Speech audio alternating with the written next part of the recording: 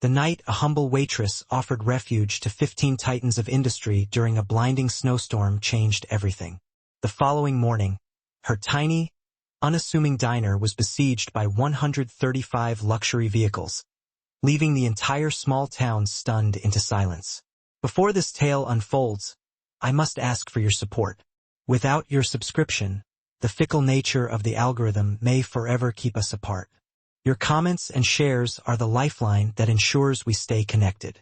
Follow now to guarantee we meet again. And now, allow the story to begin. The wind outside shrieked like a trapped beast as Emma Rodriguez meticulously wiped down the last table at Murphy's Diner, her 23-year-old hands trembling slightly, not from the pervasive cold, but from sheer, draining exhaustion. The ancient structure of the diner, built sometime in the 1950s, groaned and protested against the fury of an unprecedented December storm that had choked Interstate 87, transforming it into a treacherous, frozen expanse. Through the thick, frost-laden windows, she could just make out the highway, where abandoned vehicles lay scattered like forgotten, oversized toys. "Emma, honey, you need to get home before this gets truly nasty," Murphy called out from the kitchen pass. His face, etched with 72 years of upstate New York winters, creased with concern. Even he admitted he'd never seen a blast of cold quite like this. "I can't leave you here alone, Murphy. Besides, my apartment is probably just as cold as this place right now." She managed a weak, tired smile, pushing a stray lock of dark hair away from her eye. The truth, heavy and cold in her stomach, was that she couldn't afford to miss even one shift. The diner was struggling to stay afloat, and her mother's ever-mounting medical bills were accumulating faster than the snowdrifts outside. The bell above the door chimed a violent protest as someone shoved it open against the gale, bringing in a dizzying swirl of fine snow and a man wearing a coat that easily cost $1,000. A coat now completely saturated and useless against the elements. He stumbled inside, quickly followed by another figure equally impeccably dressed. Then another. "Jesus Christ, is this place even open?" The first man shook the snow violently from his dark, expensively cut hair, revealing sharp, angular features and the kind of inherent confidence that comes from a life spent never hearing the word no. His steel-gray eyes swept over the humble, worn interior of the diner with undisguised distaste. "The kitchen closes in 10 minutes, Emma replied, grabbing a stack of laminated menus. There was something immediately off-putting about his entitled tone, but she forced professional courtesy. "However, given the storm, I suppose we can. We're not exactly here by choice, sweetheart." His voice carried the sharp, unmistakable edge of someone accustomed to instant obedience. "Our vehicles are stuck. All of them. More men in expensive, tailored suits began to pour through the doorway, each shaking off snow and looking progressively more out of place than the last. Emma quickly counted. 15 in total. 15 men who clearly belonged in mahogany boardrooms, not a dilapidated small-town diner that hadn't seen a decent renovation since the Reagan administration. "I'm Alexander Hayes," the first man announced, projecting the name as if it should instantly grant him reverence and access. When Emma's expression remained utterly blank, his eyebrows twitched slightly in surprise. "Hayes International," he added, filling in the gap. "Manhattan's largest private equity firm. I'm Emma Rodriguez, and this is Murphy's Diner. Pleased to meet you." Her tone was polite and professional, but thoroughly unimpressed. She'd learned long ago that a huge bank account didn't automatically merit immediate awe or deference. Alexander's eyes narrowed slightly. He was absolutely not used to people failing to recognize his name, and he certainly wasn't used to being handled with such casual, almost indifferent professionalism by service staff. There was something about this woman, he corrected himself internally, noting the quiet dignity in the way she carried herself, despite her threadbare uniform and obviously tired eyes. "We need accommodations for the night," announced another man. This one possessed perfectly coiffed silver hair and a wristwatch that cost more than Emma's mother's annual medical coverage. "The highway patrol says nothing is moving until morning." Murphy emerged from the kitchen, wiping his hands on a stained apron. "Well, gentlemen, this ain't exactly the Waldorf Astoria, but you're welcome to wait out the worst of the storm." Emma, Get these folks some coffee and whatever we have left over from dinner service. Actually, Emma said, studying the increasingly pale-faced group with growing alarm. You might want to call ahead to the hotels in town. This storm has been building all day and... We already tried, Alexander interrupted, pulling his gleaming smartphone from his coat pocket. No signal, nothing. The cell tower went down about an hour ago, Murphy confirmed grimly. Storm took out the landlines too. Happens every few years up here. Emma watched as the genuine reality of their situation settled over the group. These were men used to instant communication, immediate solutions, and problems that could be bought away. The concept of being truly, physically stranded was utterly foreign to them. So what exactly are you suggesting? Alexander's tone had shifted from annoyance to something bordering on genuine apprehension. I'm suggesting you settle in, Emma replied, already moving toward the industrial-sized coffee urn. Because unless you're planning to trek 15 miles through a full-blown blizzard in those bespoke shoes, you're spending the night right here. One of the younger, more nervous men laughed sharply and awkwardly. She can't be serious. There has to be somewhere else. A hotel, a motel, anything remotely suitable. Closest hotel is the Valley Inn, 12 miles north, Murphy said matter-of-factly. But Route 9 is completely impassable. State Patrol is calling this the worst storm in 20 years. Emma began filling ceramic coffee mugs with practiced, rapid efficiency, observing the group as she worked. They were all clearly extremely successful, accustomed to bespoke suits and first-class everything, and now they were trapped in a small-town diner with mismatched furniture, worn laminate floors, and a jukebox that played nothing but cheesy country music from the 1990s. This is absolutely ridiculous, muttered a man with a distinct British accent. I have a board meeting tomorrow morning in London. We all have obligations, Alexander said sharply, but his eyes kept drifting back to Emma as she navigated the tables. There was something about the calm, almost clinical way she was handling the crisis. No drama, no panic, just quiet, unfussy competence. It was surprisingly refreshing.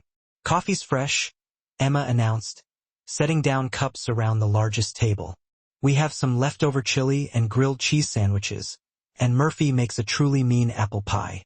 Not exactly fine dining, but it's warm. How much? Alexander asked instantly, already reaching for his alligator-skin wallet. Emma paused, studying him. For coffee during a life-threatening storm? It's called hospitality, Mr. Hayes. I wasn't planning to charge you for basic human decency. A few of the men exchanged quick, uncomfortable glances. They were clearly not used to receiving unvarnished generosity without obvious strings attached, especially from people who clearly needed the money. That's very kind, Alexander said carefully, his hand hovering over his wallet. But we can certainly pay for.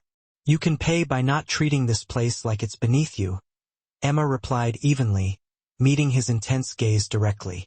We may not have marble floors or crystal chandeliers, but we've got better coffee than most places in Manhattan and enough heart to help total strangers on the worst night of the year. The ensuing silence was fractured only by the persistent, violent rattle of the windows. Alexander felt something sharp and unexpected. A deep flush of shame. When was the last time someone had called him out so elegantly, forcing him to face his own automatic arrogance? You're right, he admitted, surprising both himself and his colleagues. That was presumptuous of me. Thank you for the hospitality, Emma. She nodded once, accepting the sincere apology with quiet grace. I'll get those sandwiches started. Murphy, can you help me gather the sleeping arrangements? Sleeping arrangements? The silver-haired man looked utterly aghast. Well, you're not sleeping in your cars in sub-zero temperatures, Emma said practically. We've got some army cots in the storage room, and the heat works better back there than probably anywhere else in town right now. As Emma disappeared into the kitchen with Murphy, the 15 powerful men sat in stunned, bewildered silence. They had been instantly transported from luxury sedans to a tiny, worn diner, from five-star expectations to camping out on flimsy cots. And somehow the young woman, with her kind eyes and surprisingly sharp tongue, had made the transition seem not just acceptable, but almost entirely reasonable. She's got spine. I'll give her that, Someone murmured into his coffee cup. Alexander found himself nodding slowly, still staring at the kitchen door where Emma had vanished. In his 38 years he'd met countless people. Those who feared him, those who desired him, and those who wanted something specific from him. Emma Rodriguez was the first person in recent memory who seemed to see him as just a person. A somewhat rude person who needed coffee and shelter. Nothing more. The evening progressed in an increasingly surreal atmosphere. Emma and Murphy worked tirelessly to ensure their unexpected guests were comfortable, setting up makeshift sleeping areas, keeping the hot coffee flowing, and somehow managing to feed 15 hungry billionaires with whatever limited provisions were left in the small kitchen. Alexander watched it all with a slow, creeping fascination. Every interaction he'd ever had with service staff had been purely transactional. Polite, efficient, but strictly about money exchanging hands. This was fundamentally different. Emma moved through the diner with an unfussy, authentic care, asking about potential dietary restrictions, ensuring everyone had enough heavy blankets, even patiently tuning the crackling radio to find a better music station. "You really don't have to go to all this trouble," he told her around midnight, as she refilled his cup for the 4th time. "It's not trouble," she replied simply, not meeting his gaze. "It's just what you do for people. Even people you don't know. People who could be criminals, for all you know." Emma tilted her head, considering him in the low light. "Are you criminals?" "Well, some of us are investment bankers, so that's debatable." Alexander found himself joking, a spontaneous ease he rarely displayed. The small, genuine smile that crossed Emma's face was worth more than any business deal he had closed that entire year. "I'll take my chances with investment bankers over freezing to death in a blizzard." "You're not what I expected," he said quietly.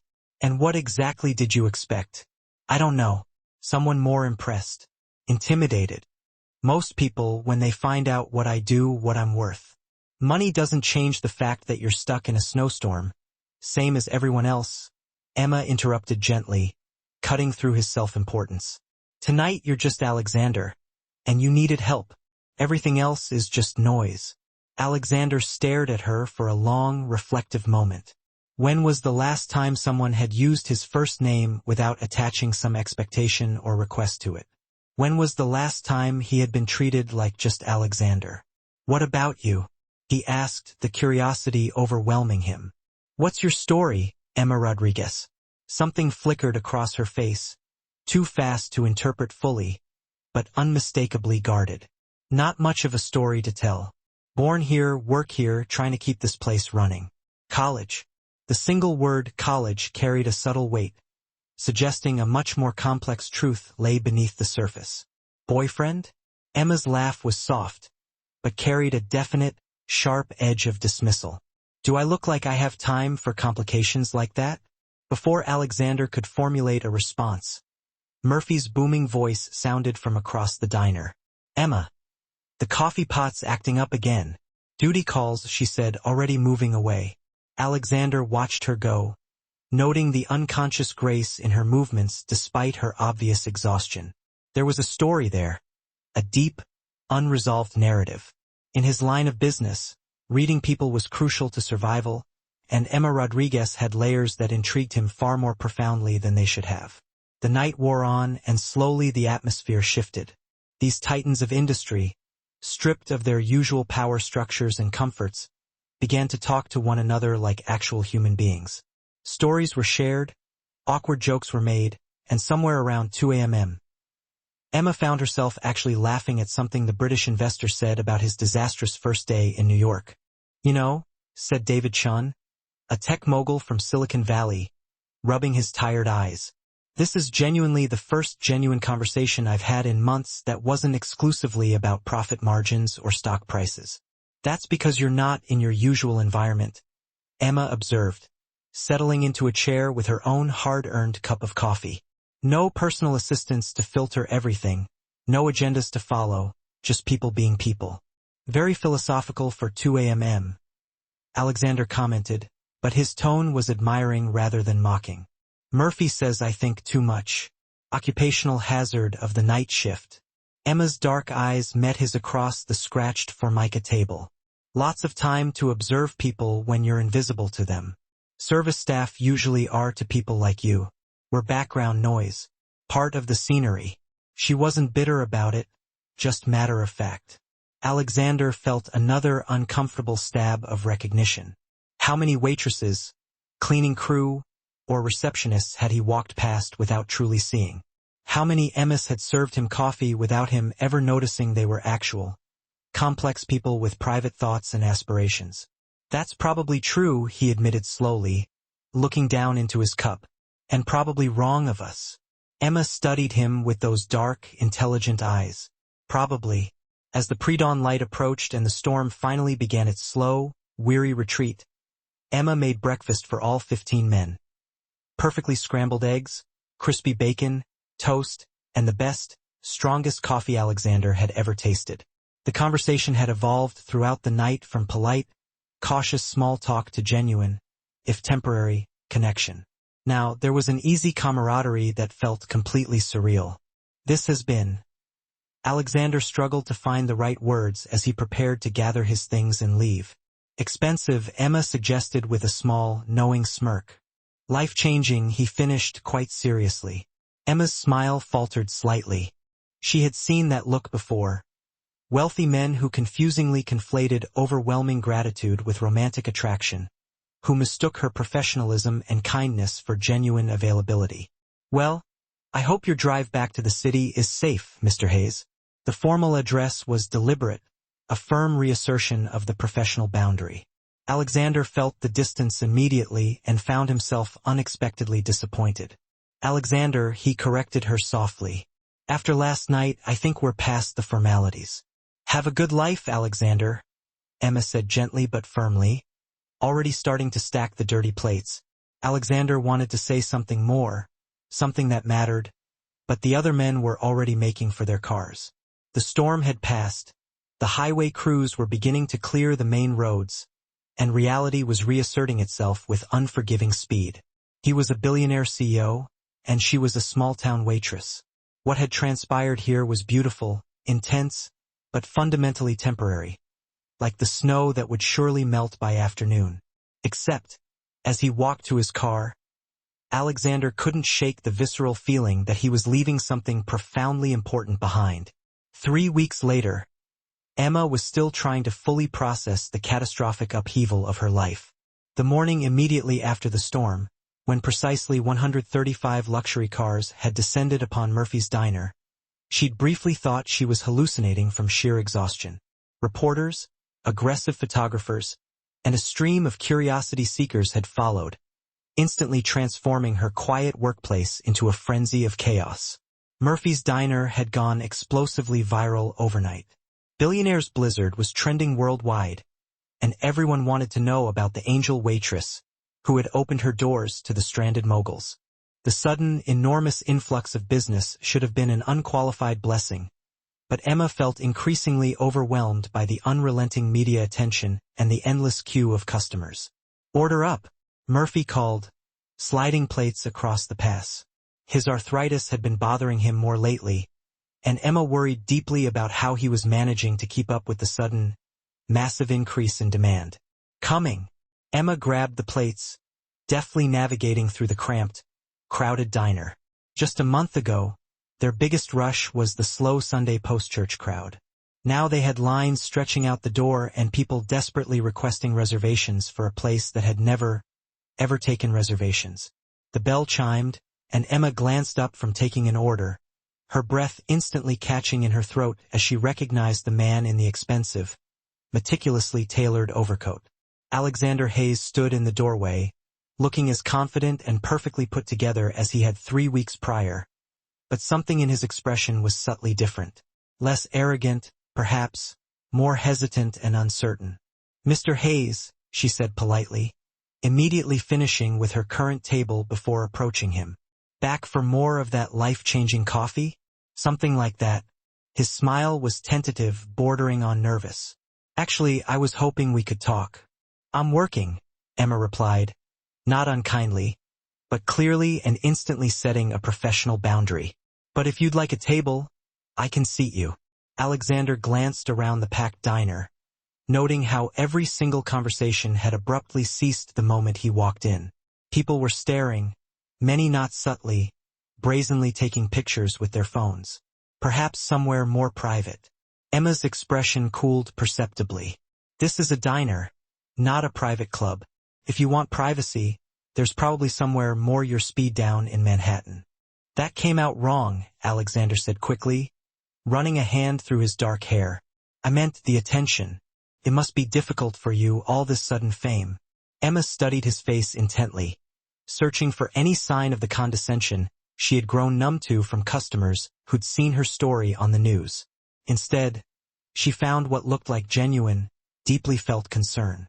It's been challenging, she admitted, lowering her voice, but good for business. Is it?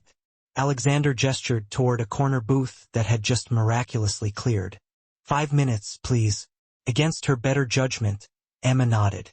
She led him to the booth and sat across from him, acutely aware that every single eye in the diner was tracking their hushed conversation. You didn't give any interviews, Alexander observed. It wasn't any of their business what happened that night. Most people in your situation would have immediately capitalized on the attention. Book deals, talk show appearances, sponsorship opportunities. Emma's laugh was soft but utterly humorless. And what situation is that exactly, Mr. Hayes? Please call me Alexander. And I meant, well, clearly money is tight. The diner, your mother's medical expenses. Emma's spine went rigid, cold steel instantly replacing her fatigue. I'm sorry.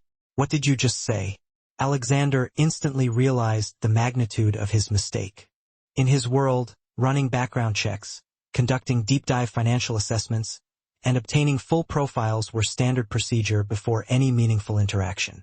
He had completely forgotten that normal, decent people considered such things invasive and horrifying. I didn't mean. You had me investigated. It wasn't a question. It was a lethal statement. It's standard practice when what? When you're slumming with the help. Emma's voice was quiet, deadly, and perfectly controlled. When you decide to play the great philanthropist with the poor little waitress. That's not. Alexander ran a frustrated hand through his hair, his usual articulation failing him. Something about Emma always scattered his thoughts. I was concerned about you, the intense media attention, the relentless reporters.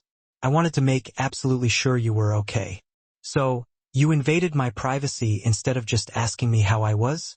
I know how this looks, but it looks like you think I'm a charity case who can't take care of herself, Emma said, standing abruptly. It looks like you think I'm so far beneath you that you need a full financial report before deciding whether or not I'm even worthy of your concern. Emma, please. Thank you for your visit, Mr. Hayes. Enjoy the coffee. She walked away, leaving Alexander sitting completely alone at the corner table with the distinct, sick-to-his-stomach feeling that he had just catastrophically ruined something important.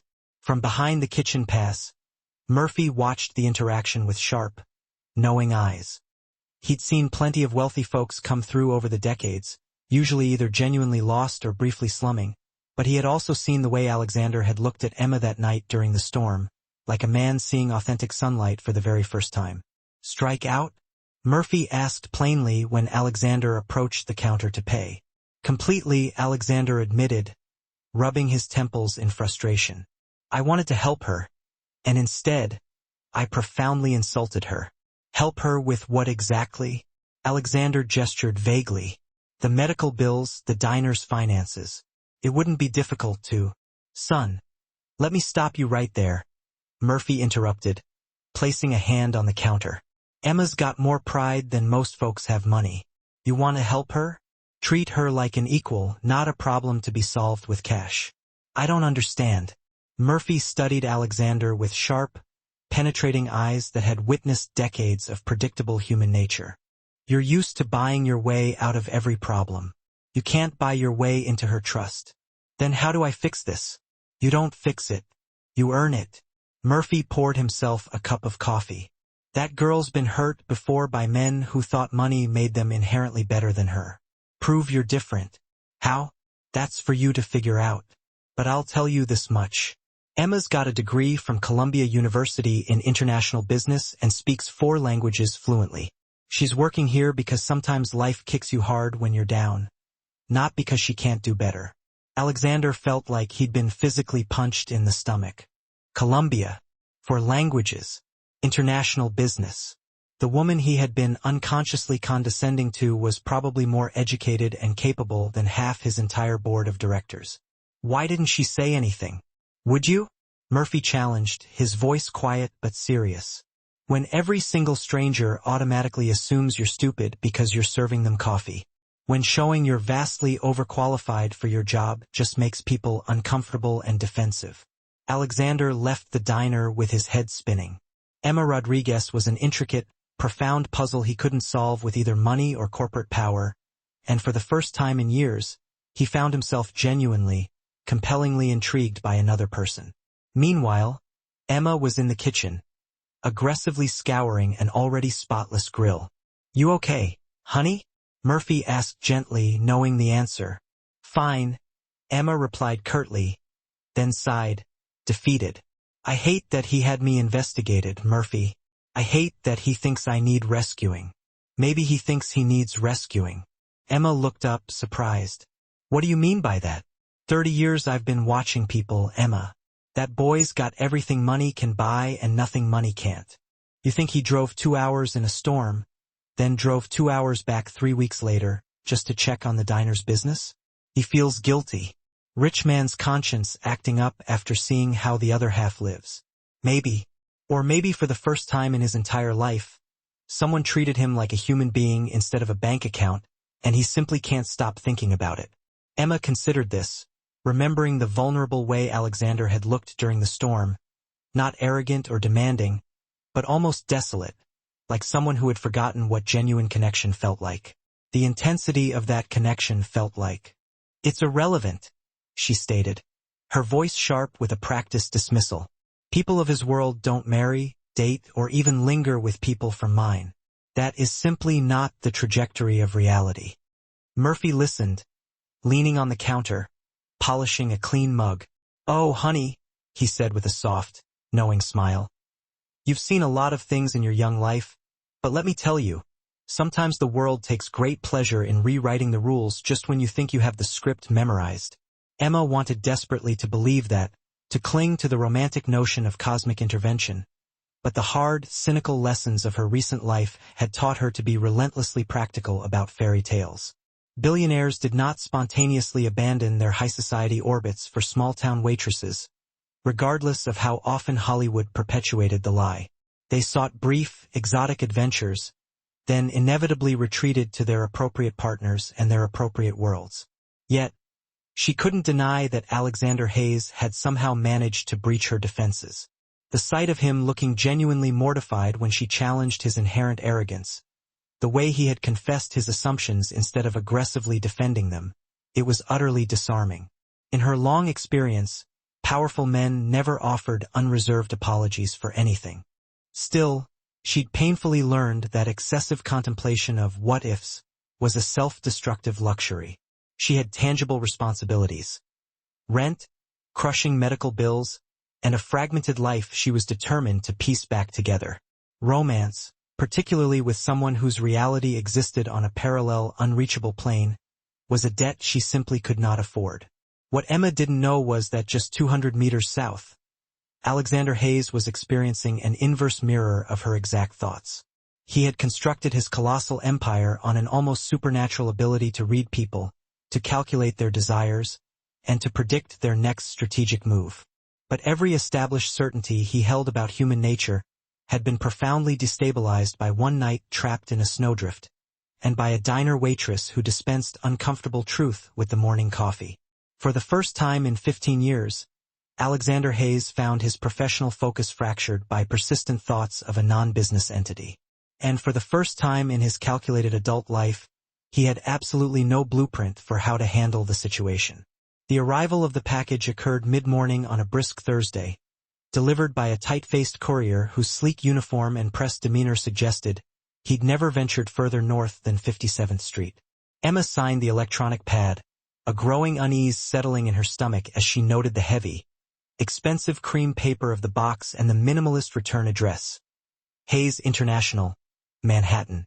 Inside, nestled on a bed of tissue, was a certified check for $50,000, payable to Murphy's Diner. Beside it lay a heavy linen note card. Its texture alone spoke of a price tag higher than her weekly earnings. The note, written in a bold, efficient script, read, "Emma, I assure you this is not a philanthropic endeavor.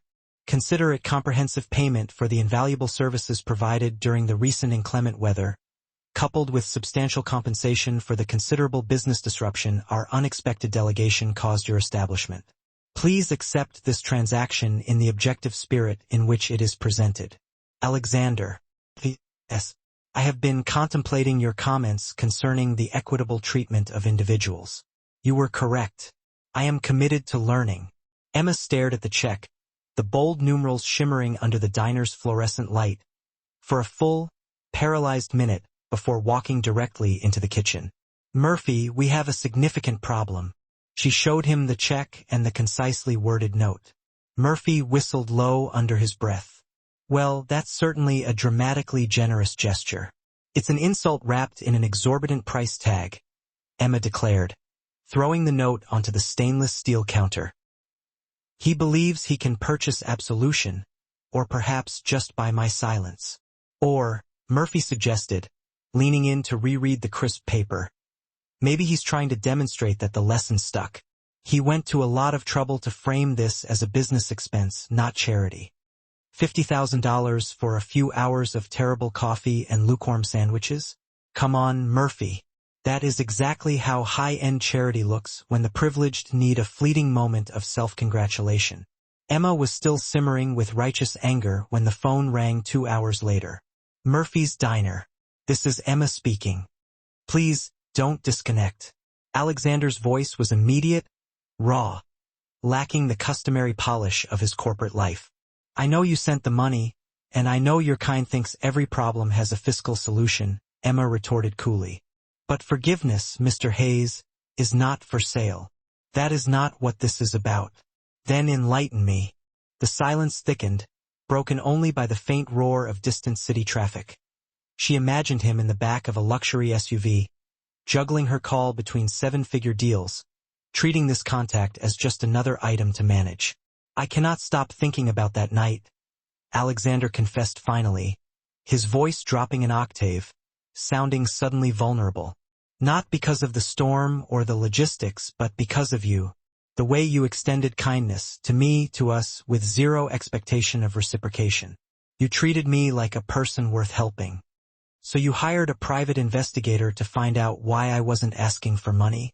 "I panicked," he admitted, the word a stark anomaly coming from him. The admission surprised both of them, him for yielding control and her for hearing it. He continued, the words tumbling out. "In my world, everyone operates with an agenda. When genuine altruism appears, when someone is truly decent without demanding compensation, I don't have the operating software to process it. The investigation wasn't born from the assumption you were beneath me. It stemmed from not knowing how someone could be that authentically good."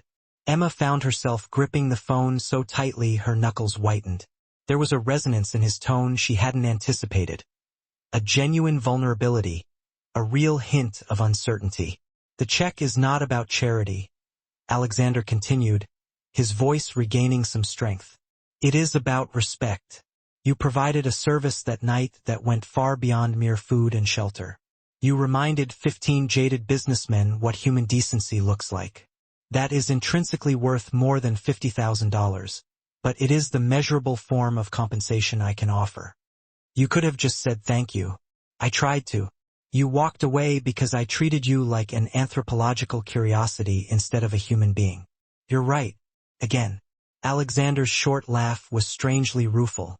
"I seem to have a dangerous habit of making the wrong choice whenever you are involved."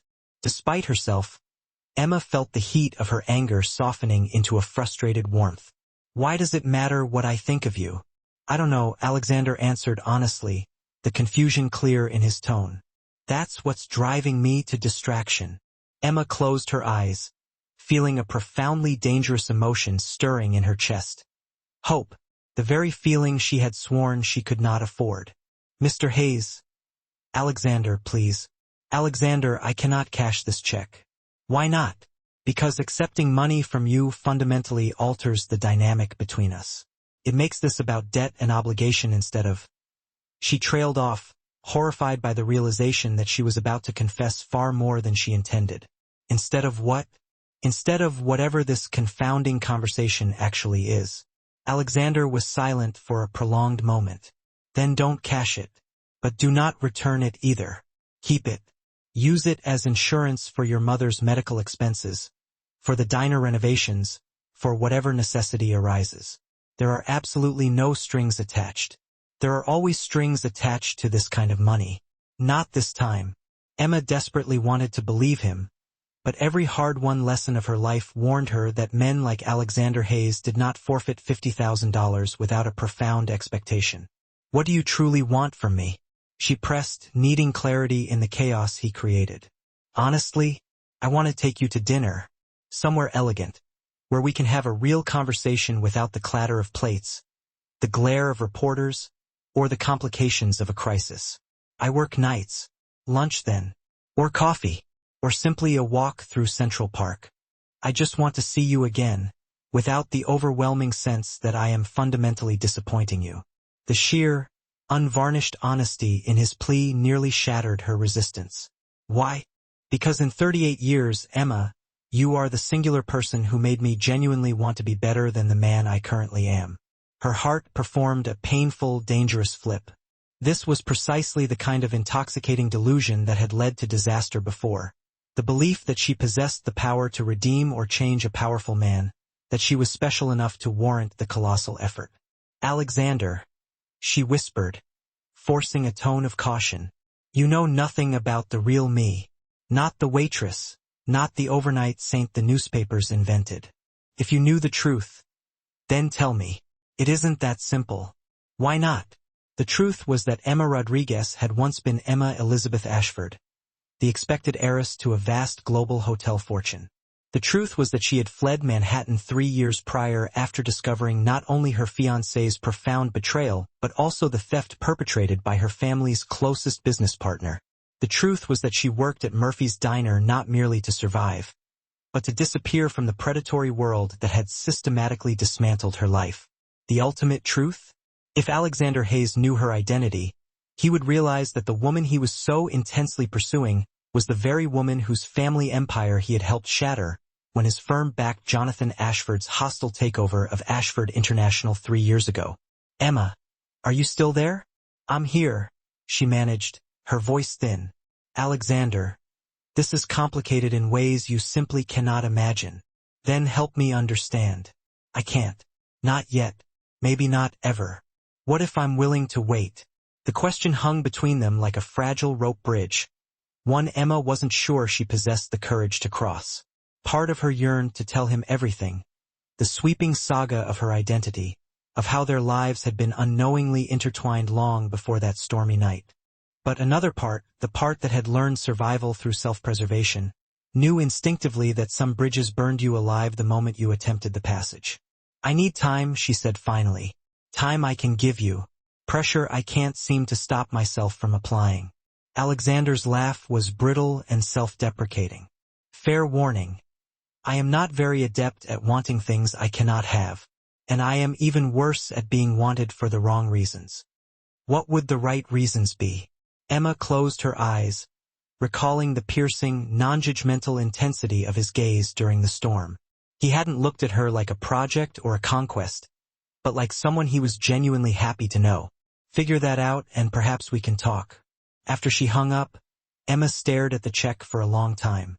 It was enough to catch up on her mother's spiraling treatments.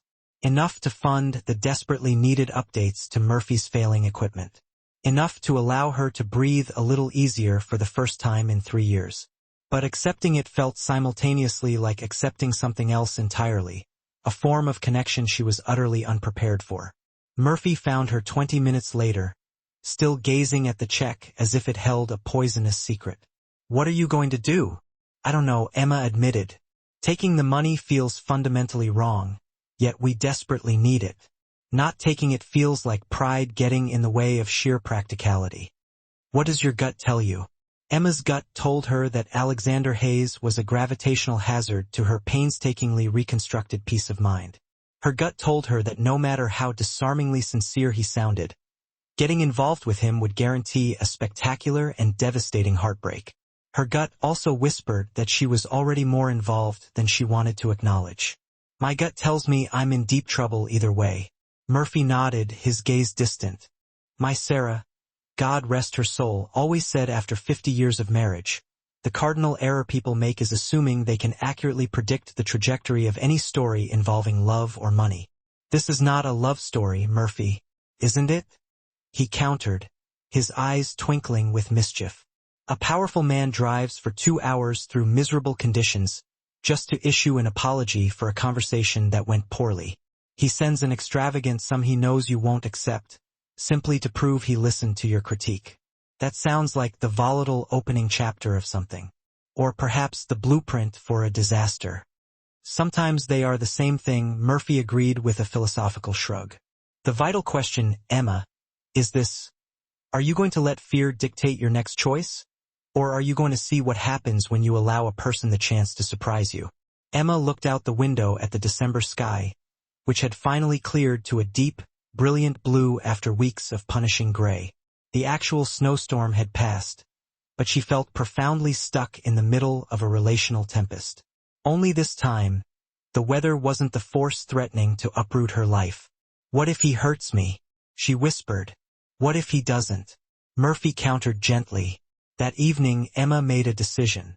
She called the executive number on Alexander's business card, reaching his composed personal assistant.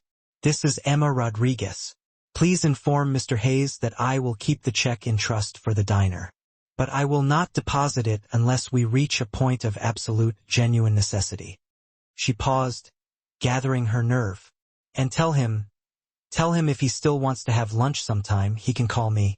But no investigators, no background checks, no preliminary research, just 2 people having a conversation. 2 days later, Alexander called her cell phone. Lunch? He said, without bothering with a greeting. Hello to you too. Sorry. Hello, Emma. How are you? Would you like to have lunch with me? Emma smiled despite herself, feeling a lightness she hadn't known she possessed. Better. Yes, I would. But I picked the place. Deal? Where? Rossetti's. It's a little Italian place about 20 minutes from here. Nothing fancy, but the lasagna is incredible. Sounds perfect, Alexander replied instantly. Yes, and no suit. And you're paying your own bill. Alexander's laugh was warm and genuine. Yes, ma'am. As Emma hung up, she felt the first tentative flutter of something that might have been hope. Perhaps Murphy was right. Perhaps sometimes the most compelling love stories were the ones you never anticipated. But as she marked the date on her calendar, Emma couldn't entirely shake the feeling that she was about to step onto a path that would irrevocably change everything. And she still hadn't decided whether that was something to anticipate or profoundly fear. What she didn't know was that Alexander was grappling with the exact same anxieties. Sitting in his immaculate Manhattan office, staring at his digital calendar as if the entry held the answers to questions he didn't yet know how to frame. For both of them, lunch could not come soon enough, and both suspected that nothing would be the same afterward. Rossetti's Italian kitchen was exactly as Emma had described. A place of unpretentious warmth, where the deep scent of oregano and simmering sauces testified to generations of culinary honesty. Alexander arrived 10 minutes early, having followed her instructions to the letter. He drove himself in a low-profile black sedan, discarding the chauffeur, and swapped his signature bespoke suit for dark selvage denim and a thick, slate-gray cashmere sweater that whispered for figures but looked pleasantly relaxed. When Emma arrived precisely on time, Alexander felt an internal jolt. Out of the diner uniform, she was transformed, polished yet fundamentally still Emma. Her black sheath dress hugged her figure with modest elegance, and her dark hair was a cascade of waves around her shoulders. But it was the genuine, slightly anxious smile she offered that momentarily stole his ability to speak. "You clean up nicely," she observed, sliding into the worn leather booth across from him. "You look breathtaking," Alexander replied, instantly worrying he'd been too effusive. But Emma only laughed softly. "Thank you. It's certainly a pleasure to be somewhere that smells of roasted garlic instead of old fryer oil." Their conversation began tentatively, circling familiar territory, but soon found a natural, comfortable rhythm. Alexander had feared they would have nothing in common outside the high-pressure crisis that brought them together. Instead, Emma was fascinating. She spoke with insightful passion about everything from global current events to literature, and her observations about human nature were surprisingly sharp. "You really did study at Columbia," he observed, the statement a subtle test of her hidden history. "International business, summa cum laude. Minor in art history," Emma confirmed easily, twirling fettuccine around her fork. "And yet you ended up at Murphy's because..." Emma's fork hovered mid-air. This was the precipice she had dreaded, the moment she had to decide how much foundation she would give him. "Life happens," she said, measuring each word. "Sometimes the meticulous plans we make are simply rerouted by external forces." Alexander let the silence settle, sensing the barricade she'd erected. "Fair enough. We all have chapters we'd prefer to keep private." "What about you?" Emma asked, skillfully redirecting. "Always intended to be a corporate raider? Private equity?" "Private equity investor," he corrected with a slight smile, "though I suppose the distinction is purely semantic when you're on the receiving end." He sighed. "And no. Actually, I wanted to be a high school history teacher when I was a kid." Emma's surprise was genuine. "What changed?" "My father died when I was 17. A heart attack that left my mother buried under unmanageable debt and very few viable options." Alexander's voice grew distant, edged with old pain. "I realized very quickly that good intentions do not pay bills or secure futures. Only capital does." "I'm so sorry," Emma said softly. "That must have been incredibly difficult." "It was educational," Alexander replied, then seemed to catch the clinical harshness of his own tone. "Sorry, that sounded cold. I just learned early on that the world doesn't spare a moment for your dreams if you can't afford to chase them." Emma felt a sharp pang of profound recognition.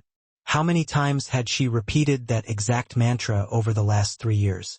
"But you must enjoy what you do now," she pressed. "The power, the success." Alexander considered this honestly. "I am good at it. I am exceptional at analyzing companies, isolating their weaknesses, and maximizing their latent potential. But enjoyment," he paused.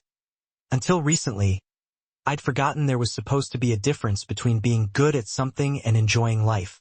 "What changed recently?" Alexander met her eyes directly across the small table.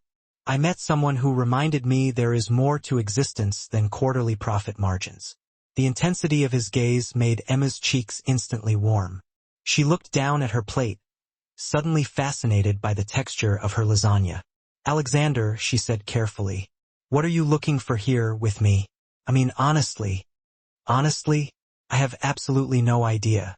His laugh was genuine, yet tinged with self-mockery. "That probably sounds utterly useless coming from a man who greenlights transactions worth 9 figures daily. But you have utterly dismantled my internal compass regarding my future." Emma felt her carefully constructed walls beginning to warp and crack. This vulnerable, uncertain version of Alexander was exponentially more dangerous to her peace of mind than the arrogant, untouchable businessman had been. "That's not fair," she whispered. "What isn't?" "Being charming, being honest, making me want to..." She stopped herself just in time. "Want to what?" "Trust you," Emma finished quietly. They sat in silence for a moment, the weight of that admission hovering palpable between them. Alexander reached across the table, covering her hand with his touch steady and warm. "You can trust me, Emma." Emma looked down at their joined hands, feeling the unfamiliar heat of his skin against hers. For one dangerous moment, she almost believed him. She almost believed that maybe, somehow, they could find a workable way forward despite the insurmountable wall separating their pasts. Then her phone rang. Emma glanced at the screen and instantly went pale. "I have to take this," she said, quickly pulling her hand away and fumbling for her purse. "It's the hospital." Alexander watched as Emma abruptly stood and stepped outside the restaurant to take the call. Noting how her posture changed immediately, becoming tense and visibly worried. Through the window, he could see her pacing rapidly, one hand pressed tightly to her forehead in obvious distress. When she returned to the table 5 minutes later, her eyes were bright with unshed tears. "I'm sorry," she said, grabbing her coat. "I have to go. My mother. There's been a complication with her treatment." "What hospital?" Alexander asked, already on his feet, reaching for his keys. "I'll drive you." "No, that's not necessary. You don't need to." Emma was clearly flustered, trying desperately to maintain composure while her internal world spiraled. "Emma." Alexander's voice was gentle but absolute. "Let me help." The drive to Albany Medical Center passed in tense, white-knuckled silence. Emma sat rigid in the passenger seat, staring blindly out the side window while Alexander navigated the afternoon traffic with the precise, focused efficiency of someone accustomed to managing instant crises. "She will be okay," he stated with firm conviction as they pulled into the sprawling parking lot. "You have no way of knowing that," Emma replied, but her voice lacked the conviction to truly argue. She was terrified and trying not to show it. "No, I don't," Alexander conceded. "But I know that whatever the outcome, you are not facing this alone."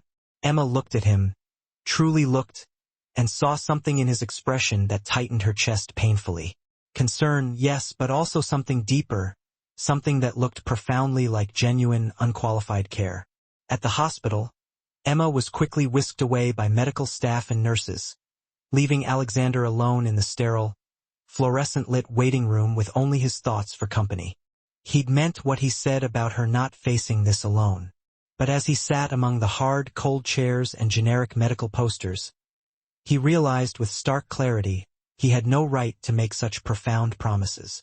He was essentially a stranger who'd shared a single meal with her. What was he doing here? An hour later, Emma emerged from the ICU, looking thoroughly exhausted but visibly relieved. "She's stable," she said, collapsing into the chair beside him. "They think it was just a severe reaction to the new medication dosage. They're going to monitor her overnight, but the doctor says she should be fine." "Thank God," Alexander said, meaning it with every fiber of his being. Emma turned to study his face. "You waited." "Of course I waited. You barely know me." "I know enough," Alexander replied simply, holding her gaze. Emma felt something profound shift inside her chest.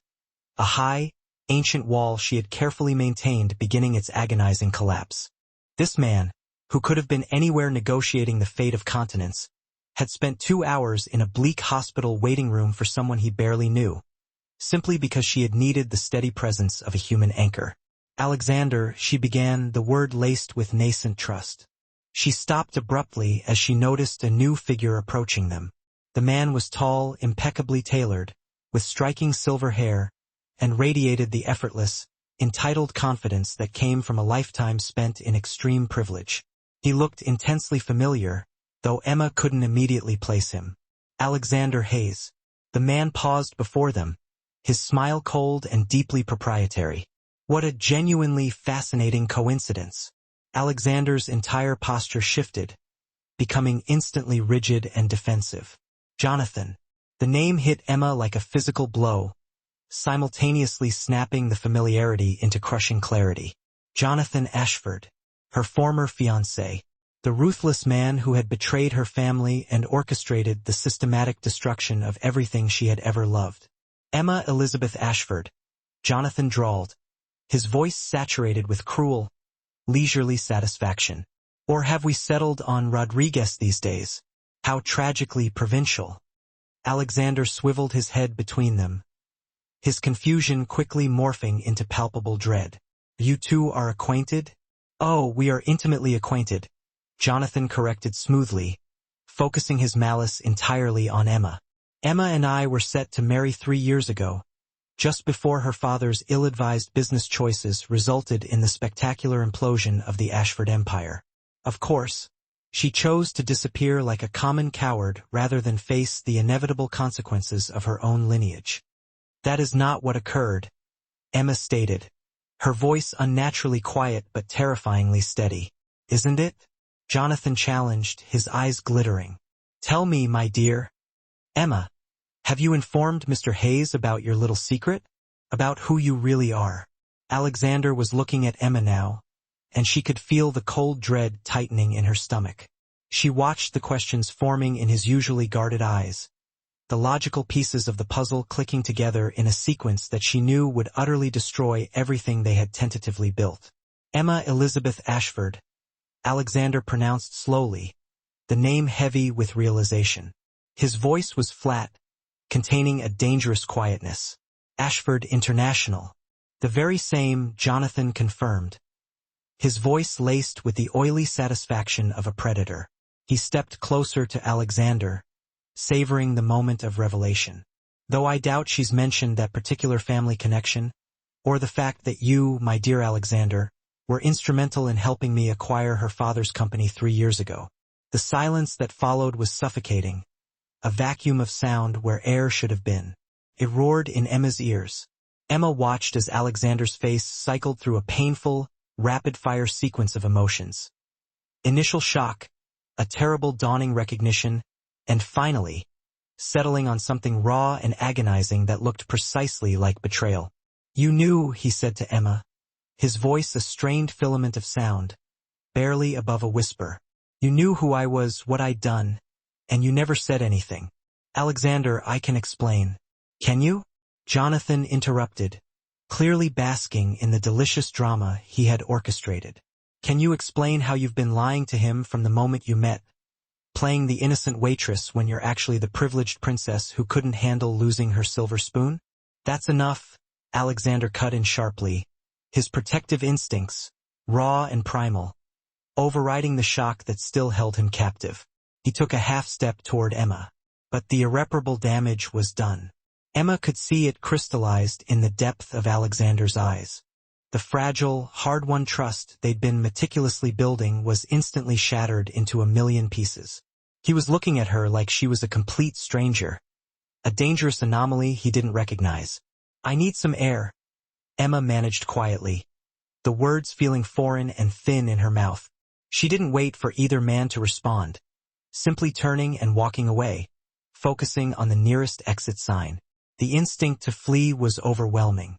Alexander started to follow her, but Jonathan intercepted, catching his arm with a restraining grip. Let her go, Jonathan advised, a smirk playing on his lips. Trust me, you're better off without the unnecessary complications she brings. Emma's always been good at playing the victim, wrapping people around her finger. But the truth is, she's exactly like every other spoiled rich girl who's never had to work for anything of real value. This little waitress act, it's just another performance she put on when things got difficult. Alexander shook off Jonathan's hand with a violence that made the smaller man step back. His jaw was clenched so tightly that the muscles stood out in sharp relief, anger rapidly overriding confusion. You don't know what you're talking about, he ground out. Don't I? I was engaged to her, Alexander. I know exactly what kind of person Emma Ashford is underneath all that false modesty she wears now. She's manipulative, self-centered, and completely incapable of handling real adversity. The moment things got difficult, she ran away and left her family to deal with the messy consequences.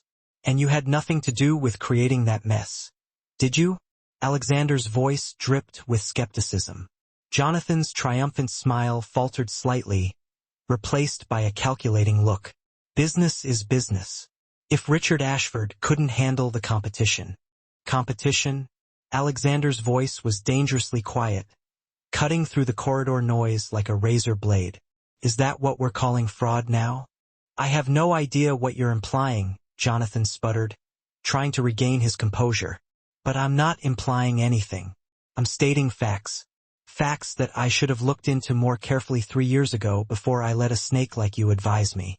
Alexander stepped closer to Jonathan, invading his space, his voice dropping to a menacing, concentrated level that made the few other people in the waiting room glance over nervously, recognizing a threat when they heard one. Stay away from Emma. Stay away from her family. And if I find out you've done anything, to hurt her or her mother, you'll discover exactly how unpleasant I can make your life. I will dismantle you. Alexander left Jonathan standing, pale and suddenly diminished, in the sterile hospital corridor and went to find Emma. He found her in the parking lot, perched on a concrete bench just outside the main entrance, staring fixedly at the rough asphalt. Emma? She looked up, and he saw the telltale streaks of mascara and the redness around her eyes. She had been crying silently. "I suppose you have questions," she whispered, bracing herself.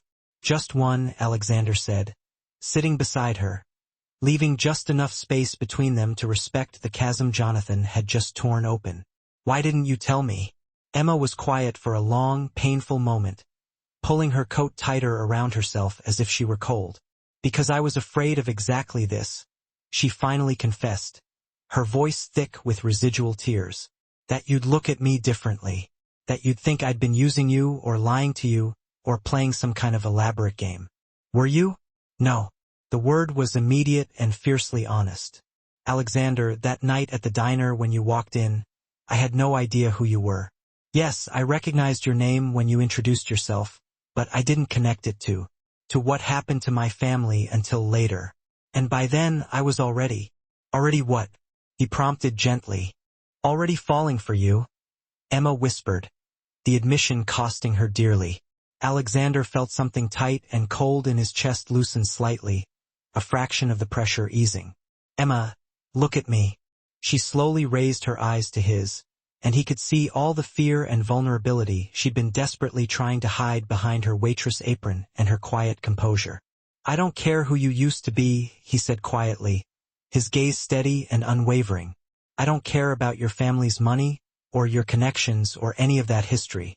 The woman I've gotten to know, the woman who opened her diner to absolute strangers in a blizzard, who works 12-hour shifts to take care of people she loves, who treats everyone with dignity and respect, regardless of their station or status. That's who you are. Everything else is just history, noise from the past." "But you helped him," Emma said, her voice cracking slightly with the residual pain of the revelation. "You helped Jonathan destroy my family's company." "I backed a business deal without doing my due diligence," Alexander replied grimly, the professional failure stinging him now in a way it never had before. "If Jonathan committed fraud, and I am beginning to suspect he absolutely did, then I was as much a victim of his deceit as anyone else. But Emma, I need you to know something, and this is the truth. If I had known then what I know now, if I had known that backing that deal would hurt you." He reached out to touch her face gently, tracing the line of her cheekbone with his thumb. "I would never have done it." Emma leaned into his touch, closing her eyes, allowing herself this small comfort. "I'm so tired of running," she whispered, the confession an exhausted sigh. "Then stop running," Alexander said simply, his resolve absolute. "Stay and fight with me." Emma opened her eyes and truly looked at him. This man who had driven her to the hospital, who had waited for hours in uncomfortable plastic chairs, who just promised to stand with her against a shared enemy and the world. Maybe Murphy was right, she mused, a faint hint of a smile touching her lips. "Maybe sometimes the world did surprise you." "Okay," she said quietly, decisiveness settling in. "But there's something else you need to know about my mother, about why I'm really here right now." "Tell me." "She doesn't know who I really am. After everything fell apart, after I discovered what Jonathan had truly done, I couldn't face telling her that I'd been so stupid, so blind, so easily manipulated. So, I became Emma Rodriguez, and I've been sending money for her medical care without her knowing it comes from me." Alexander processed this information, a deeper layer of understanding dawning in his eyes. "The medical expenses Murphy mentioned, you've been paying them with what was left of your trust fund." "Yes, but it's running out now and her condition is getting worse, and I honestly don't know what I'm going to do next." Emma's voice cracked, the fear momentarily overwhelming her strength. "I can't lose her, Alexander. She's all I have left." Alexander didn't hesitate. He pulled Emma into his arms, holding her tightly against his chest as she finally allowed herself to cry. For everything she had lost, everything she had been silently carrying alone for 3 agonizing years. "You're not alone anymore," he murmured against her hair, holding her securely. "Whatever happens next, we will figure it out together." Even as he held her, absorbing her pain, Alexander's analytical mind was already working, formulating battle plans. Jonathan Ashford had destroyed Emma's life once, but he would absolutely not get the chance to do it again. It was time for some long-overdue justice, delivered swiftly and decisively. But first, Alexander had a phone call to make. His lawyers were about to get very, very busy. 3 days later, Alexander's expansive Manhattan office felt less like a place of commerce and more like a high-stakes war room. Legal documents covered every inch of his massive oak desk, overflowing onto the floor, and his top attorneys worked with the intense, focused energy of generals planning a critical campaign. Emma sat in the deep leather chair across from his desk, watching Alexander pace the room as he spoke rapidly and forcefully into his phone. "I don't care how many favors you have to call in," Alexander was instructing the person on the other end. "I want every document related to the Ashford International acquisition subpoenaed immediately. Every email, every memo, every coffee-stained napkin that might have Jonathan's signature on it. We're going to take that bastard apart piece by piece until there is nothing left." Emma still couldn't quite believe she was here, in the epicenter of Alexander's powerful world, preparing to fight back instead of perpetually hiding and running. After their conversation at the hospital, she had expected to feel more conflicted about accepting his vast, overwhelming help. Instead, she felt something she hadn't genuinely experienced in 3 long years. Hope. True, solid hope. Alexander ended his call with a terse goodbye and turned immediately to her, his expression radiating focused intensity. "My investigative team found something interesting in Jonathan's financial records," he stated. "It seems he's been living far beyond what his legitimate income should support." "What does that mean?" "It means he's been siphoning money from somewhere, and I have a strong, educated suspicion that somewhere is the accounts he was supposed to be responsibly managing for your family's company." Alexander's smile was sharp and dangerous, like a newly honed blade. "We're going to prove he committed fraud, Emma, and when we do, we're going to get back every penny he stole from you and your family." Emma felt a surge of adrenaline that might have been vindication, a hot, thrilling sense of justice denied finally being within reach. "Can we really do that?" "We can, and we absolutely will." Alexander sat on the edge of his desk, looking down at her intently, his expression serious. "But I need you to be prepared for what this means for your life. Once we file these charges, your story is going to become very public very fast. The media attention will be intense, invasive, and relentless. Your identity as Emma Ashford will come out." Emma took a deep, steadying breath, carefully considering the implications. "What about my mother? We'll tell her together, before any of this goes public. She deserves to know the truth, Emma. And more importantly, she deserves to know how extraordinary and resilient her daughter really is. She's going to be so disappointed in me." "She's going to be proud of you," Alexander corrected firmly, not allowing any room for doubt. "You survived losing everything, rebuilt your entire life from nothing but grit, and took care of her without her even knowing the source of the help. That is not something to be ashamed of. That's heroic." Emma felt tears prick at her eyes again. How had she gotten so incredibly lucky to find someone who saw her so clearly, past all the facades and the past mistakes? "There's something else," Alexander continued, his tone becoming suddenly softer, more gentle. "About us. About what happens after we expose Jonathan." Emma's stomach clenched, bracing for the inevitable retreat. Here it comes, she thought, the part where he realizes that being with her means being perpetually connected to scandal and drama. "I know this complicates things," she said quickly, rushing the words out. "If you want to step back until this is all resolved, I completely understand. This is going to be messy, and you have your reputation to think about." "Emma." Alexander's voice, though gentle, cut cleanly through her nervous rambling. "Stop." She looked up at him, bracing herself internally for the expected rejection. "The only complication I'm worried about," Alexander said, moving to kneel deliberately in front of her chair, bringing them eye level, "is whether you're ready for everyone to know that Alexander Hayes is completely, irrevocably, and terrifyingly in love with Emma Ashford." Emma's breath caught in her throat. Her mind stalled. "What did you just say?" "I love you," Alexander repeated, taking both of her hands in his and holding them tightly. I love your strength, your kindness, your sharp intelligence. I love the way you make me want to be better than I am every single day. I love that you see people for who they really are, not what they can do for you. I love that you make the best coffee in upstate New York, and that you can reduce pompous billionaires to apologetic schoolboys with a single searing look. Emma laughed through the fresh wave of happy tears flooding her vision. Alexander, I love that you're brave enough to start over when life knocks you down. And I love that you're trusting me enough to finally stop running and start fighting. He brought her hands to his lips, pressing a gentle, reverent kiss to her knuckles. I love you, Emma, and I truly don't care who knows it. Even when the media finds out that you're in love with a woman who was engaged to the man you're about to destroy in court. Especially then, Alexander said with a grin that was both tender and fiercely competitive. Let them write whatever sensational nonsense they want. The only opinion that matters to me now and forever is yours. Emma stared at him for a long moment, tears blurring the edges of his handsome face. This man who had somehow seen past every protective wall she had built and decided she was worth fighting for, worth loving in the midst of chaos.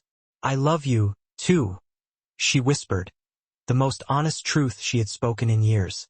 Alexander's answering smile was so bright, it felt like it could have powered half of Manhattan. Yeah, I knew that. Emma leaned down to kiss him. A kiss that was soft and sweet, and full of the promise of a future she hadn't dared to dream of 5 minutes ago. So what do we do now?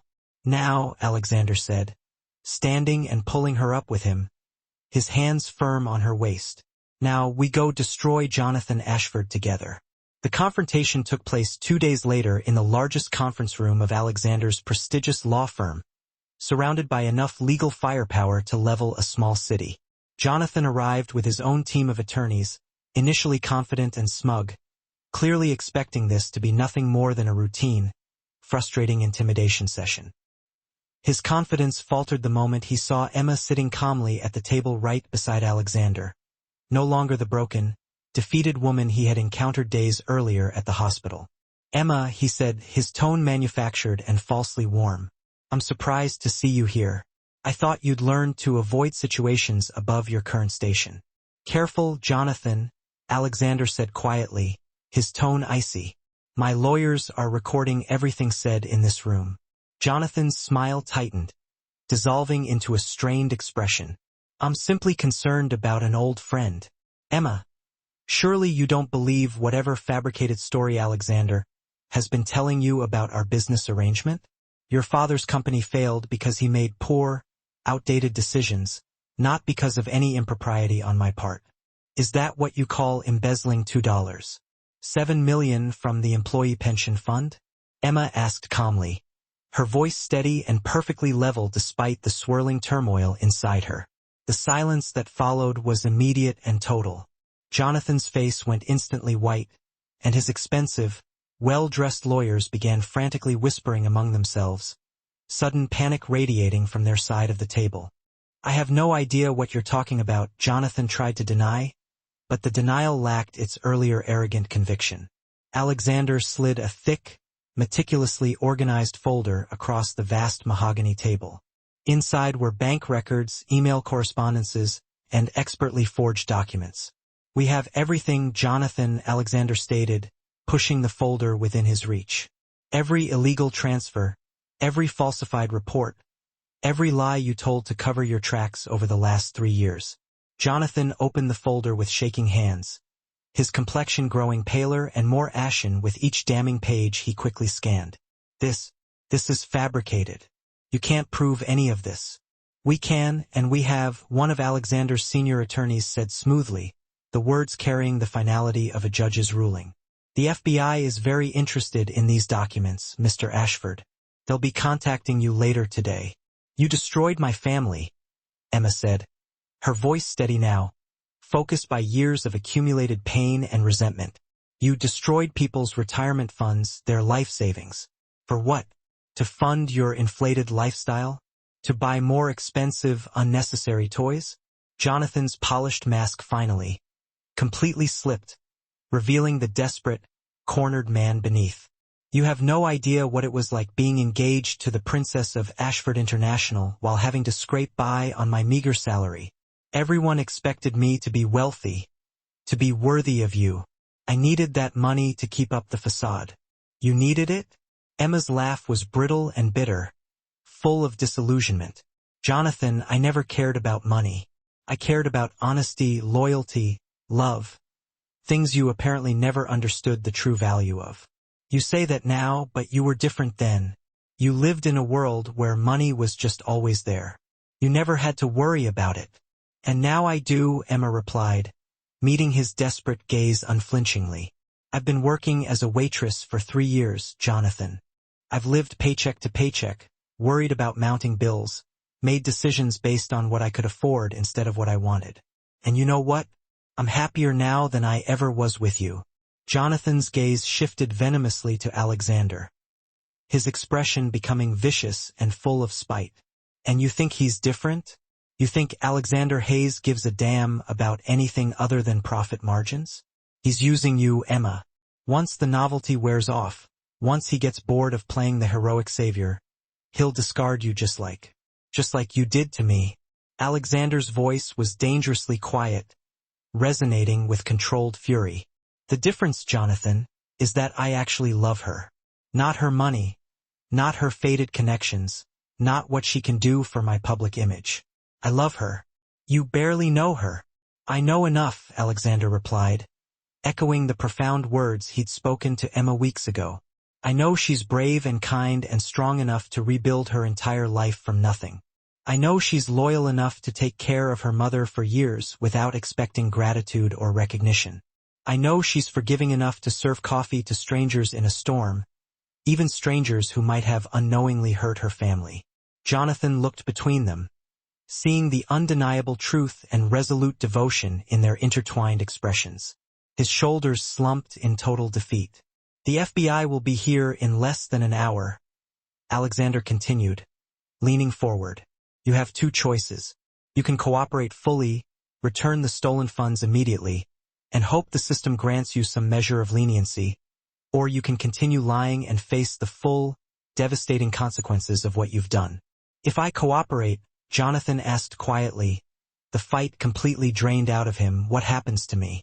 That's not up to us, Emma said, her tone devoid of triumph. That's up to the justice system you spent 3 years undermining. But Jonathan, for what it's worth, I genuinely hope you find a way to become the man I once mistakenly thought you were.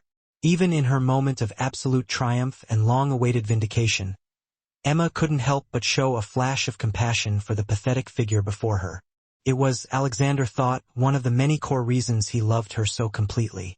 3 hours later, Emma and Alexander sat in the spacious back seat of his sleek black car as they drove away from the city toward Albany. Jonathan had been formally arrested. The stolen funds were being meticulously restored to the employee pension accounts, and Emma's family name was in the process of being painstakingly cleared.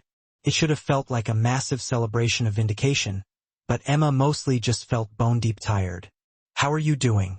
Alexander asked gently, reaching across the seat to take her hand. I keep thinking about the person I was 3 years ago, Emma replied, interlacing their fingers. So naive, so trusting. I would have never imagined that someone I loved could betray me so completely, so easily. Do you regret being trusting?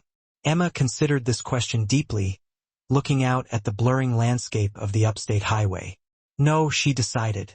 I regret being stupid about Jonathan, yes, but I don't regret being the kind of person who fundamentally believes in people.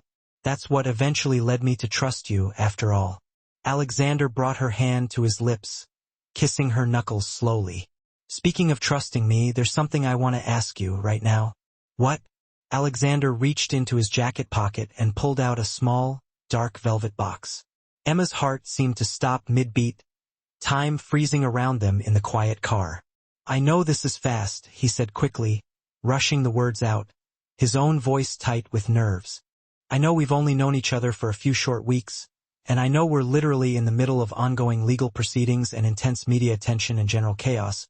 But Emma, I don't want to wait anymore. I don't want to spend another day without being absolutely sure that you're mine and I'm yours. He opened the box, revealing a stunning, perfectly cut solitaire diamond that caught the late afternoon light and threw small, dazzling rainbows across the car's luxurious interior. "I love you," Alexander continued, his eyes earnest and deeply vulnerable. "I love everything about you, and I want to spend the rest of my life making you happy, fighting your battles alongside you. Will you marry me?" Emma stared at the magnificent ring, then up at Alexander's hopeful, nervous face. A few weeks ago, she had been thoroughly convinced that love was a risky, unaffordable luxury. Now, looking at this extraordinary man who had fought for her, believed in her innocence, seen her at her absolute worst, and somehow loved her anyway, she felt a profound certainty. "Are you sure?" she asked, a watery laugh escaping her lips. "Really sure? Because once you marry me, you're stuck with all of this mess. The media attention, the complicated family history, the fact that your future wife used to be a diner waitress." "Emma," Alexander said with a genuine, booming laugh that erased the last of his nervousness, "I fell in love with the waitress. Everything else is just a bonus to the story." Emma looked at the ring again, this powerful symbol of promise and forever, and felt a profound sense of rightness settle into place in her chest. Not just hope, but absolute, glorious certainty. "Yes," she said, smiling through the last of her happy tears. "Yes, I'll marry you, Alexander Hayes." As Alexander slipped the cool, perfectly weighted ring onto her finger. A perfect fit, Emma thought back to Murphy's prophetic words from that first day in the diner. "Sometimes the world surprises you. Sometimes the best love stories are the ones you never see coming. And sometimes, if you are very, very lucky, the storm that seems like it is going to destroy your life turns out to be the very thing that saves it." 6 months later, Emma stood in the elegant bridal suite of the Ashford estate, the sprawling family property that had been formally restored to her as part of the legal settlement, adjusting her grandmother's delicate pearls for the third time. Through the tall, arched window, she could see a scattering of high-profile guests gathering on the manicured lawn where she and Alexander would be married in less than an hour. "You're absolutely glowing," her mother said from the doorway. Emma turned to see Margaret Ashford standing there, looking healthier, stronger, and happier than she had in years. The crushing stress of her medical bills was gone. Her treatments were going exceptionally well. And discovering that her daughter was not only alive but thriving and successfully fighting back against their betrayer had given Margaret a beautiful new lease on life. "I'm nervous," Emma admitted, smoothing the silk of her wedding dress. "Good nervous or bad nervous?" "Good nervous. Definitely good nervous." Emma smoothed her hands over the simple but elegant design of her gown, a dress that made her feel like her true self, not like she was playing an assigned role. "Mom, are you sure you're okay with all this? The media attention, the unavoidable publicity." Margaret laughed softly, moving to help Emma with the intricate fastenings of her veil. "Darling, I'm intensely proud of you. Proud of how you survived, how you rebuilt your life from nothing, and how you found true love again after everything that happened. If the price of that is some fleeting newspaper attention, I will gladly pay it. Even though I lied to you for 3 years?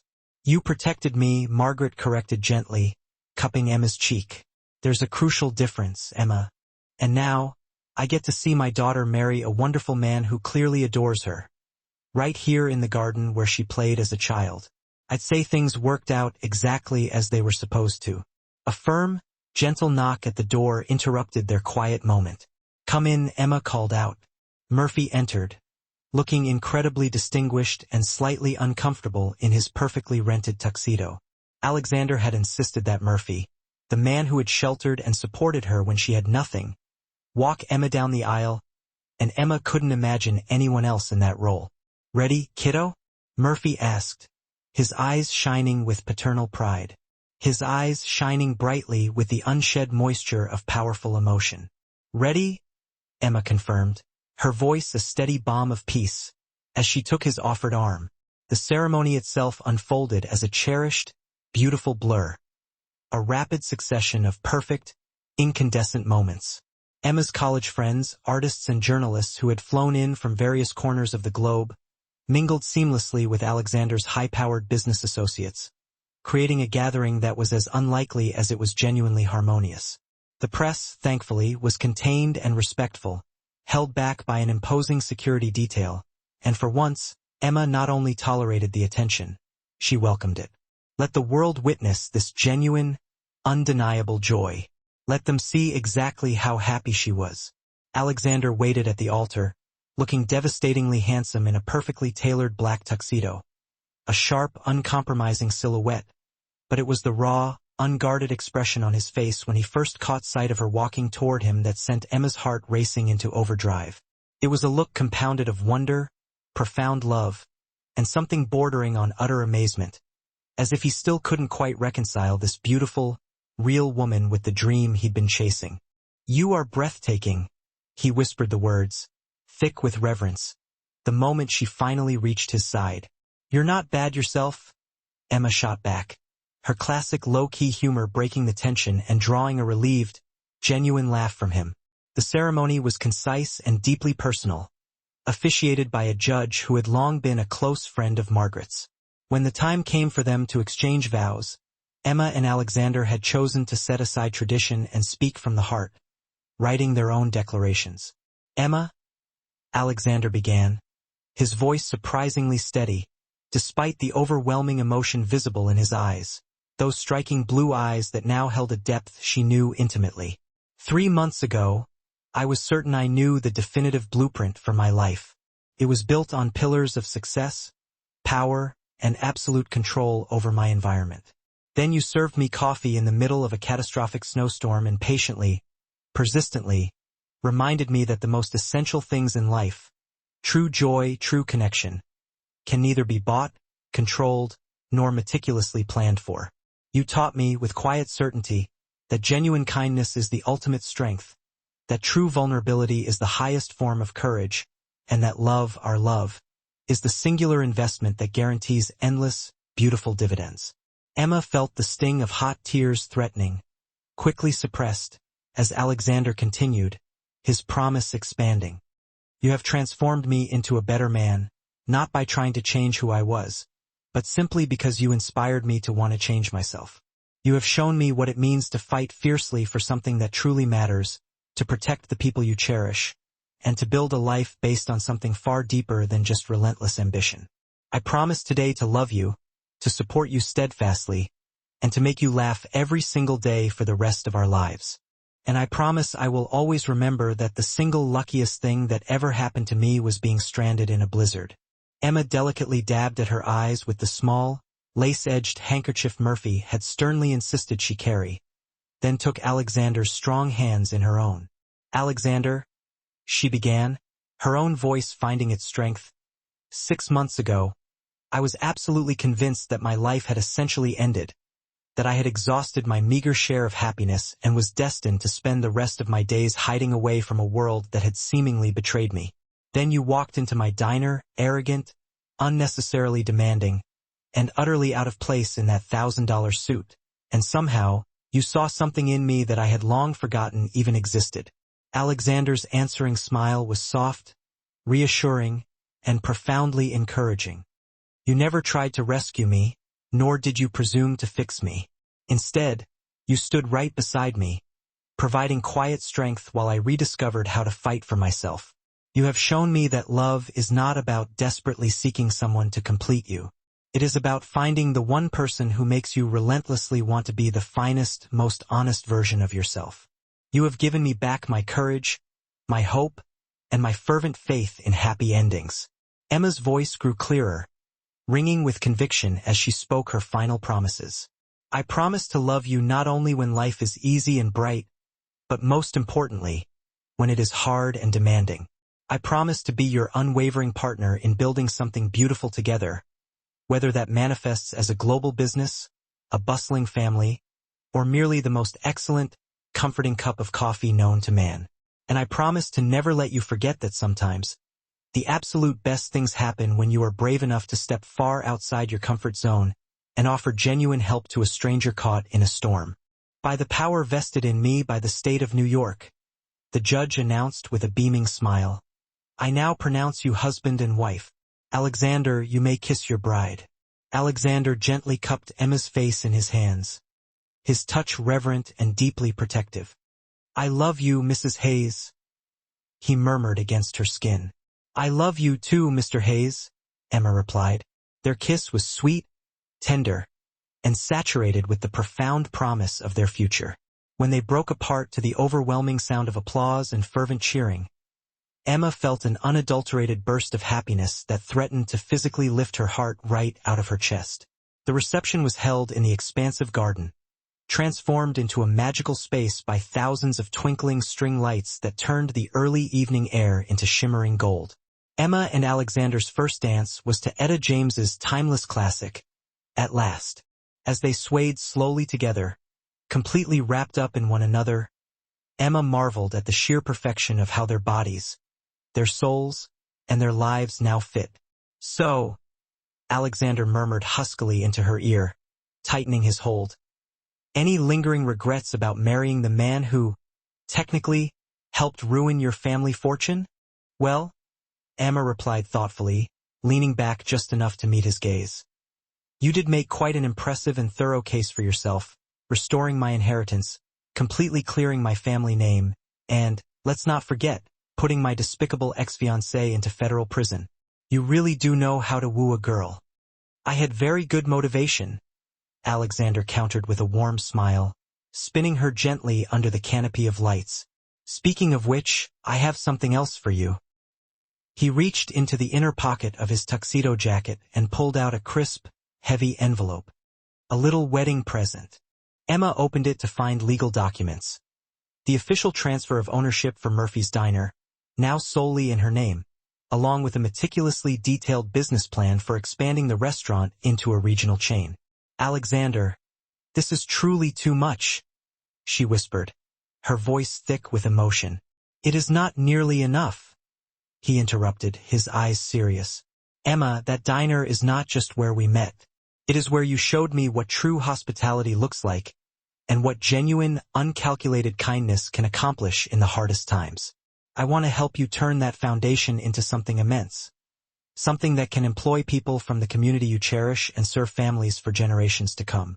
Emma looked up at him, utterly overwhelmed by his vision and generosity. You want to go into the restaurant business? I want to go into the Emma business, Alexander corrected, his hands resting on her shoulders. Whatever makes you happy. Whatever lets you use your incredible talents and your massive heart to make the world better. That is the only business I ever want to be in. Emma stood on her tiptoes, abandoning any sense of propriety, and kissed him deeply, not caring that half of New York society was watching the spectacle. Have I mentioned lately that I love you? She asked against his mouth. Not in the last 5 minutes, Alexander replied, his eyes dancing. I was starting to worry. I love you, Emma repeated, pulling back just slightly. And I love our life. And I love that we are going to spend the next 50 years annoying each other and making each other laugh. 50 years? Alexander raised a skeptical eyebrow. That's all the time you'll grant me? Okay, 60, she conceded immediately. But only if you promise to still make me coffee in the mornings when we're 80. Deal. Alexander agreed instantly, sealing the promise with a joyful, lingering kiss. As the evening progressed, Emma found herself completely enveloped by an atmosphere of warmth and laughter. Murphy cornered anyone who would listen, regaling them with boisterous, often inaccurate stories about his girl, and how he'd known from the very beginning that Alexander was something truly special. Her mother was in deep, earnest conversation with several of Alexander's major business friends, already planning future joint family gatherings and holidays. Even some of Alexander's traditionally stuffier, most reserved associates seemed to be genuinely, happily enjoying themselves. Quite a stunning transformation, a voice observed quietly behind her. Emma turned and found David Chun, the quietly brilliant tech mogul who had been one of the group stranded in the storm, offering her a thoughtful smile. From that miserable, freezing night at the diner to this, David clarified, gesturing smoothly to the elegant, glittering reception. It genuinely feels like a fairy tale. The best kind. Emma agreed instantly, a deep sense of satisfaction warming her. The kind where the princess has to save herself first, and then finds out the prince was actually worth saving, too. Speaking of that infamous night, David said with a broad, playful grin, I hope you know you've completely ruined fine dining for all of us. Alexander made us try Murphy's signature apple pie at his bachelor party, and now literally nothing else compares. Emma laughed, a joyous, unrestrained sound. I'll make absolutely certain Murphy knows he has new, devoted fans. As the magical night wound down and the last of the guests began to depart, Emma and Alexander stood together at the very edge of the garden, gazing up at the impossibly bright, clear stars. Emma's head rested comfortably on Alexander's shoulder, her hand clasped in his, the diamond and platinum wedding ring catching and reflecting the soft moonlight. So, Alexander said softly, his voice barely above a whisper, what do you truly think? Was it worth it? All the agonizing drama, the complicated messes, the ugly newspaper headlines, the relentless fighting? Emma considered this question deeply, tracing the long, improbable journey that had brought them to this singular, peaceful moment. The blizzard, the betrayal, the fear, the necessity of fighting back, and finally, this profound peace, this unshakable love, and the solid promise of forever. You know what's really funny? She mused aloud. 3 years ago, I was absolutely convinced that my life was fundamentally over because I had lost everything I thought I desperately wanted. If someone had told me then that I'd end up happier than I had ever been, married to someone I literally met while working a late shift at a Greasy Spoon diner, I would have thought they were certifiably insane. A little, Alexander admitted, pressing a soft kiss to the top of her head. But now I realize, Emma continued, her voice filled with quiet certainty, I wasn't losing my life back then. I was simply and necessarily clearing the deck, making room for a far better one. I love your better life, Alexander whispered fiercely, drawing her closer. Especially the part where I get to be in it. Forever, Emma said, turning in his arms to face him squarely. Through storms and sunshine, through good investments and bad coffee, and whatever comes next. Forever. Alexander agreed, sealing the promise with a lingering, passionate kiss beneath the ancient, silent stars. As they walked hand in hand back toward the house. Their house now, filled with the warmth of family, the fading scent of flowers, and the vibrant promise of countless new memories yet to be made. Emma thought back to Murphy's wise, simple words from that terrible, fateful day so many months ago. Sometimes the world just surprises you. Sometimes, she realized, it gives you exactly what you didn't even know you were searching for. Beautifully wrapped up in a blanket of snow. Served with a side of the best damn coffee in upstate New York.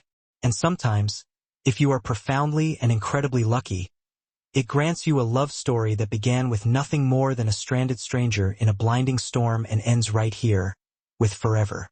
The end.